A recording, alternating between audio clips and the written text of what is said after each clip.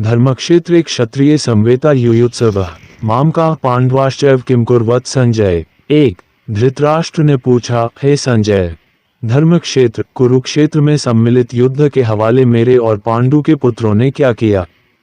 अज्ञान रूपी धृतराष्ट्र और संयम रूपी संजय। अज्ञान मन के अंतराल में रहता है। अज्ञान से आवृत मन धृतराष्ट्र जन्मांध है, किंतु संयम रूपी संजय के माध्यम से वह देखता है, सुनता है और समझता है कि परमात्मा ही सत्य है। फिर भी जब तक इससे उत्पन्न मोहरूपी दुर्योधन जीवित है, इसकी दृष्टि सदैव कौरवों पर रहती है, विकारों पर हो रहती है। शरीर एक क्षेत्र है। जब हृदय देश में दैवी संपत्ति का बाहुल्य होता है तो वह शरीर धर्म क्षेत्र बन जाता है, और जब इसमें आसुरी संपत्ति का बाहुल्य होता है तो ये शरीर कुरुक्षेत्र बन जाता है। कुरु अर्थात करो ये शब्द आदेशात्मक है। श्री कृष्ण कहते हैं, प्रकृति से उत्पन्न तीनों गुणों द्वारा परवश होकर मनुष्य कर्म करता है। वह क्षण मात्र भी कर्म किए बिना नहीं रह सकता। गुण उससे करा लेते हैं। सो जाने पर भी कर्म बंद नहीं होता। वह भी स्वस्थ शरीर की आवश्यक खुराक मात्र है। तीनों गुण मनुष्य को देवता से कीट पर्यंत शरीरों में ही बांधते हैं। जब तक प्रकृति और प्रकृति से उत्पन्न गुण जीवित है, तब तक कुरु लगा रहेगा।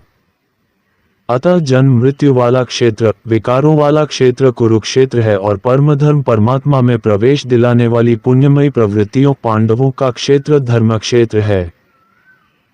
पुरातत्वविद पंजाब में काशी प्रयाग के मध्य तथा अनेकानेक स्थलों पर कुरुक्षेत्र की शोध में लगे हैं, किंतु गीताकार ने स्वयं बताया है कि जिस क्षेत्र में ये युद्ध हुआ वह कहाँ है।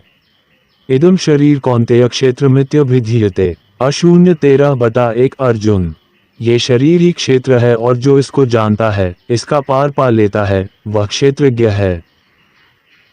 आगे उन्होंने क्षेत्र का विस्तार बताया, जिसमें 10 इंद्रियां, मन, बुद्धि, अहंकार, 5 विकार, ज्ञानेंद्रियों की 5 तन्मात्राएं, रूप, रस, गंध, शब्द और स्पर्श, यही इंद्रियों के 5 विषय हैं, और तीनों गुणों का वर्णन है। शरीर ही क्षेत्र है, एक अखाड़ा है।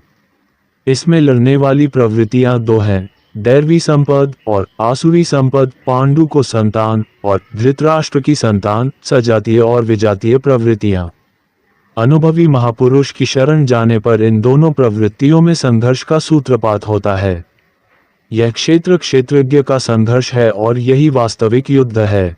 विश्वयुद्धों से इतिहास भरा पड़ा है, किंतु उनमें जीतने वालों को भी शाश्वत विजय नहीं मिलती। ये तो आपसी बदले हैं। प्रकृति का सर्वथा शमन करके प्रकृति से परे की सत्ता का दिग्दर्शन करना और उसमें प्रवेश पाना ही वास्तविक विजय है।